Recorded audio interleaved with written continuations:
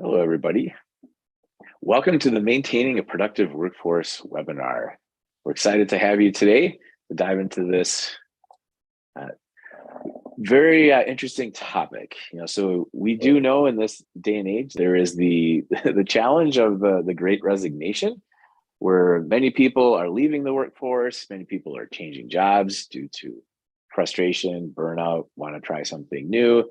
There's more and more opportunities out there. There's definitely more jobs than people. And of course, in the tech field, there is a plethora of jobs with, in the last decade or so, the number of startups and the growth that companies have had just hasn't kept up with the number of qualified candidates and recent graduates into the marketplace. And when you look at, all right, it's one thing to hire somebody fresh out of school, but to try to hire somebody that left your team or you have a growing team, those replacement costs can get very expensive when you add in outside recruiters, your internal recruiters that you have that are constantly working on the interviewing. And of course, just because you interview somebody and they make it onto the next round, you may have multiple rounds. So there's a lot of resources that organizations put into recruiting folks and getting them through that overall process. Obviously, that adds up to a lot of costs. So we're trying to figure out is, well, how do we help reduce this situation and keep your employees and not wait until you have an issue where employees are turning over at a higher rate than you would normally expect, and then let's do something about it, or let's try to do something about it.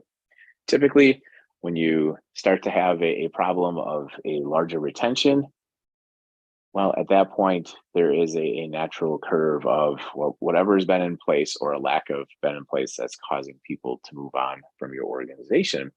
It's going to take an additional amount of time, an equal amount of time, in order to reduce that churn. So how do we get ahead of that? Well, yes, there's employee benefits, there's a compensation package, and then there's you have so much data in your different HRIS systems. You may have individual benefit systems. You could have third-party organizations that are giving benefits. Think of your 401k plan, for example. All right, that's typically maintained by a third party. And so there's a lot of different data sources out there, and trying to get all of that data together can be a challenge for organizations, especially for organizations that might not have a large staff or team, or even the skill sets in-house to do that.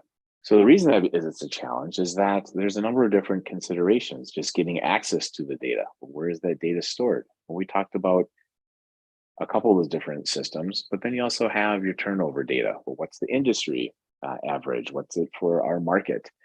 For the types of jobs that we offer. All right, there is typically a flat file you'd have to subscribe or purchase.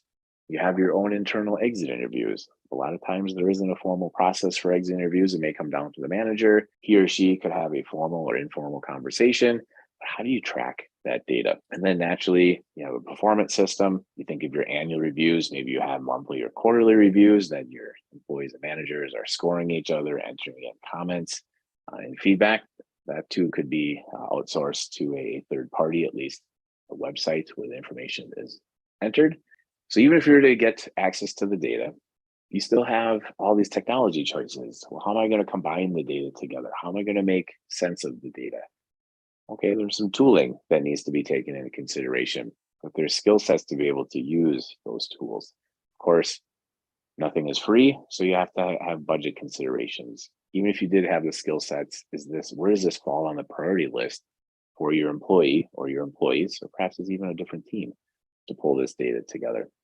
And then of course, all right, where does that fit with other key projects that are going on within the organization? So lots of different things to look at and consider as to how to bring this together. Well, one of the exciting offerings out there is DoorDash for work. And most people are familiar with DoorDash of, all right, I'm at home, I'm hungry, my family's hungry, I could be anywhere, I could be even at work. I just want somebody to deliver food to me. Well, great. Very simple. Well, let's look at it from a company or organization perspective. DoorDash for work gives the ability for organizations to give an allowance to employees. And that allowance is something that you can determine, all right, every week, let's give employees, say, $40, and they are allowed to use that at their own discretion. And as a means, especially during this COVID era, to say, okay, we understand we can't all get together on a regular basis. We may even have a distributed workforce in different parts of the country. By providing this particular benefit, you're essentially buying employees lunch on a weekly basis, but the employees get to pick, when and where from that they would like to order. So one of those ways, like, okay, it's great, there's a benefit, but how do we know people are even using this? Are the people that are staying or leaving, are they using it, some more than others? Okay, now we're starting to get an interesting benefit here. When you just think of, well, all right, there's one thing of just providing food to people. Well, that's great. Obviously, everybody needs to eat, but there's definitely, there's a science behind it. Obviously, humans need to eat just to function. What do you think throughout the day? It's really easy, especially when you're working remote, to constantly be on calls, to feel like you're connected 24/7 to your job and you need to respond, right away. And of course, especially from a global perspective, you may have folks in different parts of the world. And, the lines of when are you available, when should you be available, are very gray now. However, if you're not going to eat a meal, then you tend to snack, and then snacking leads to kind of, at times, poor choices in diet. And then naturally you have an afternoon crash if you had a lot of sugar, a lot of caffeine throughout the day, or you get to the end of the day and say, wow, I've just had my morning coffee and I haven't eaten. I'm hangry now. Well, we don't want those situations to occur. So providing this benefit for DoorDash for Work can help address that. So we talk about, well, what are some of the key metrics with DoorDash for Work benefits? You look at that increased productivity where you have, it's been measured that 12% is the number. All right, let's just say you're in the ballpark. Just imagine your workforce, if you have 10 people in your organization versus 100 versus 1,000, what that translates to from a minutes and hours on a given week and a given year. That's real dollars that you can justify this type of a benefit. But there's also from that retention perspective as well. Remember, that's really what the overall goal is here, is employee retention. Yes, there is a side benefit that you do get additional productivity by making sure your people are fed. So announcing DoorDash for Work analytics, the way that you're able to very easily and quickly access your benefit data within DoorDash, but then also combining that data with other HR data within your organization. So we talked about earlier, some of the challenges or considerations is actually getting access to the data, having the skill sets and having the time to do that. DoorDash for Work analytics by Data Lakehouse is the answer to how can you, within a matter of a handful of minutes, connect to DoorDash, bring that data into your data cloud, and then marry that up with your other HR data.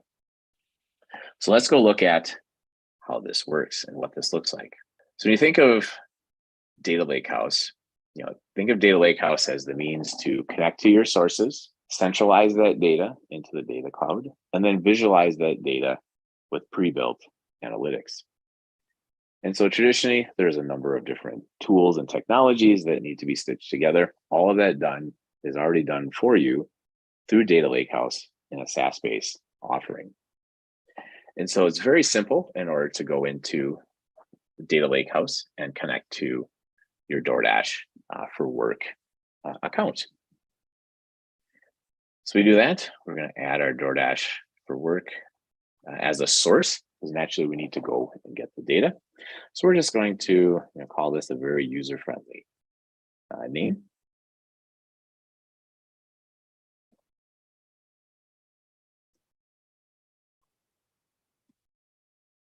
All right, we're going to securely connect to our account. All right, so now that we have our account connection set up, it's very simple. Again, I'm not coding anything here as a user. Then I need to go and I have a data cloud that I'm going to be connecting to. And this is really where we're going to replicate the data to from that single source of truth or centralized location. So we already have that set up because we already have a number of different data sources in here. And then what we need to do is really build that bridge to take the data from the source and to put it into the target. So we do that through the concept of a sync bridge. Very simple and easy to set up.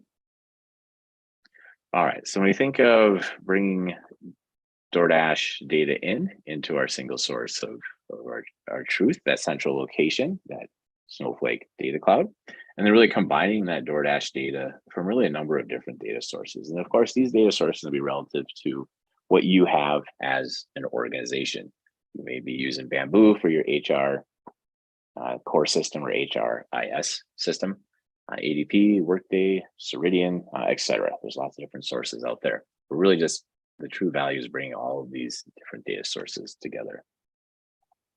So if we were to go and actually, now this has been running for a little bit, let's go look at what these analytics actually look like for your users.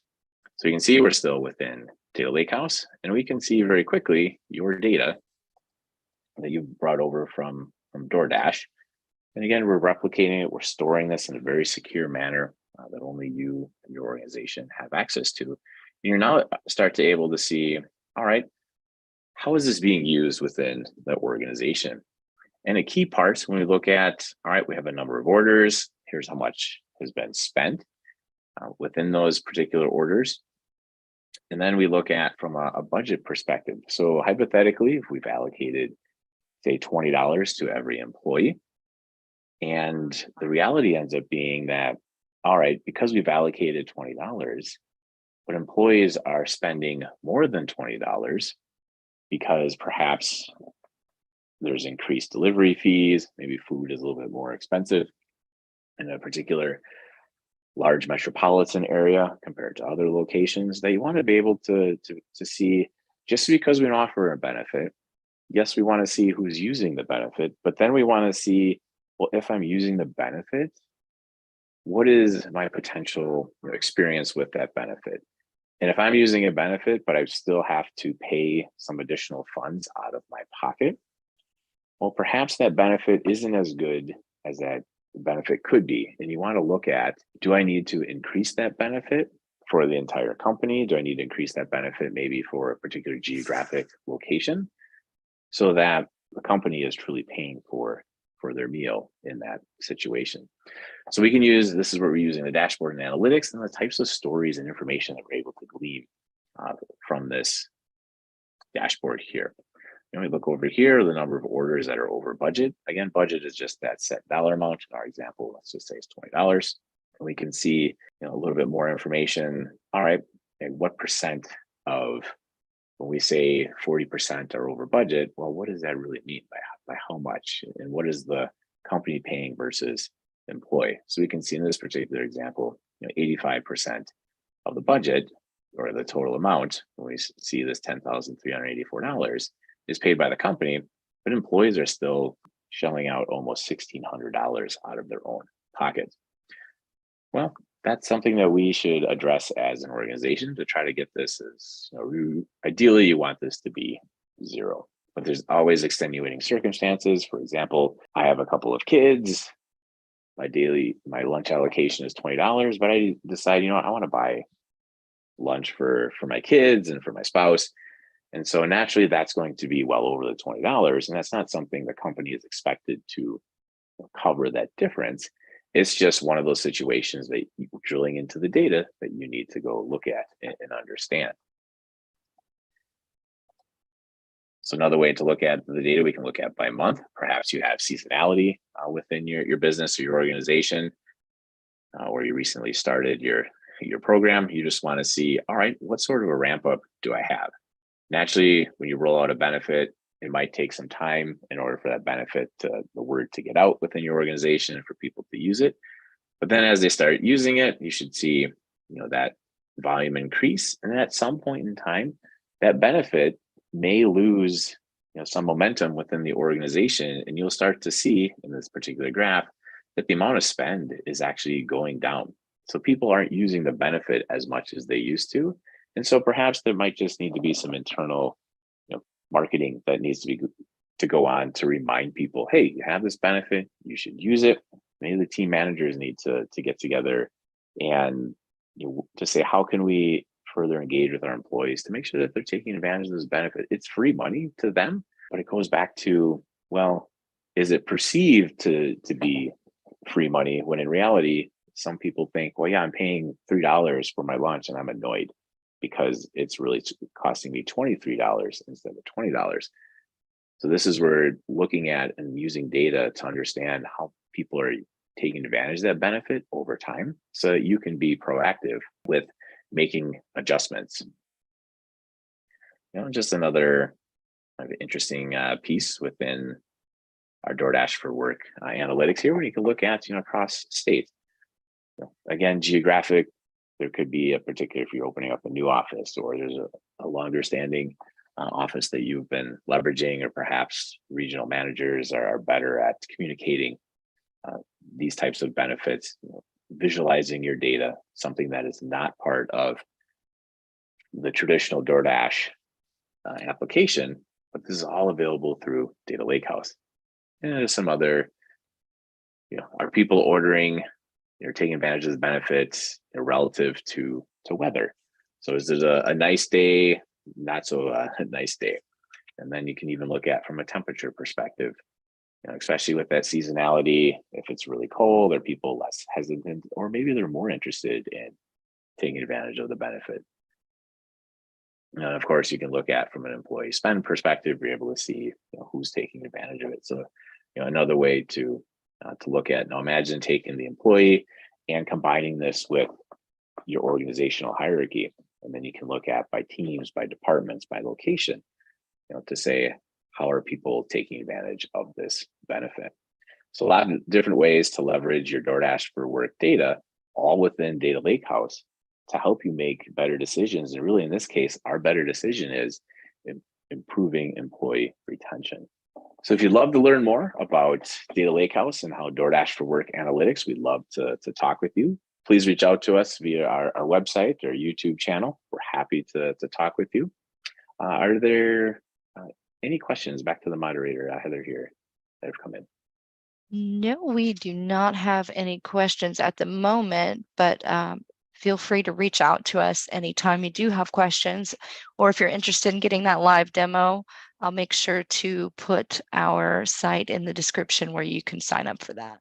Perfect. All right. Thank you, Heather. And thank you, everybody, for attending today. Check us out at datalakehouse.io for more information, and look forward to seeing you next time.